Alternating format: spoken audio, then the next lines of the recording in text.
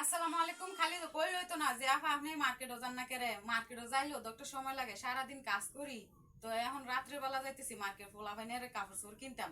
খালি কি কই লইব, এখন আমার শাশুড়ি টিয়া লই যাম। আবার অনেকজন কইতেছে মার্কেট করতেন গেলে ভিডিও করেন না কেরে।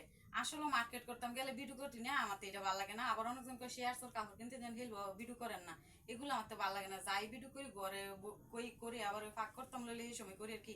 এমন টাকা দেন মার্কেটে যাবো নিয়ে 2000 টাকা কে 2000 টি হইব।